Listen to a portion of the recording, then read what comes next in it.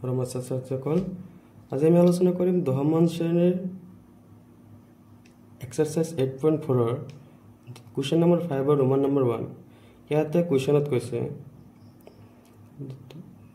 প্ৰমাণ কৰা যে cosec থিটা minus cot theta whole square is equal to 1 minus cos theta by 1 plus cos theta এই অঙ্কটা আমি প্রমাণ করার আগতে আমি লম লেফট হ্যান্ড সাইড অফ লম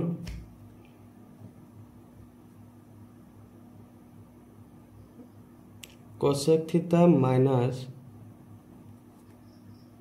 cot theta whole square আমি cosecৰ ঠাইত লিখিব পাৰিম 1 by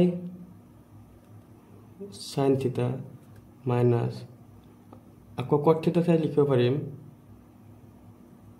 cos theta by sin theta whole square sin theta আৰু sin theta আমি লহাগু লম sin theta লহাগু ললে আমি পাম ওপৰত পাম 1 minus cos theta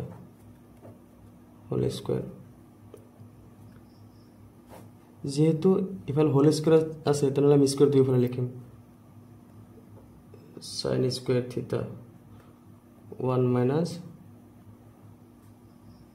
cos theta whole square ইয়াতে মন কৰিবা আমি এটা ফর্মুলা পাইছিলো sin square plus cos square is equal to 1 therefore আমি লিখিব পাৰিম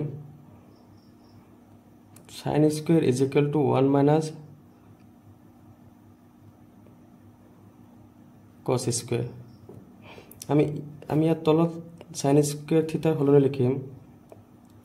1 minus cos square theta আর উপৰত 1 minus cos theta whole square এইখিনি মন কৰিলে দেখা পাবা 1 minus cos theta whole square যে এফালে যদি স্কয়ার আছে তার মানে কি দুটা পূরণ হৈ আছে আমি লিখিম 1 minus cos theta 1 minus cos theta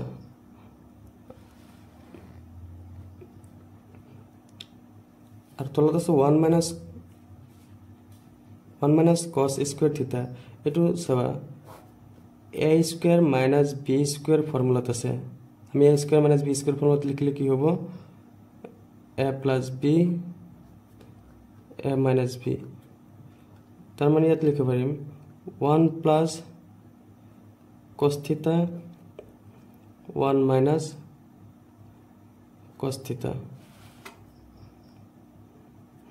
ইফালে 1 minus cos theta cancel থাকিল ওপৰত থাকিল 1 minus cos theta তলত 1 plus cos theta আমাক প্ৰমাণ কৰিব দিছিল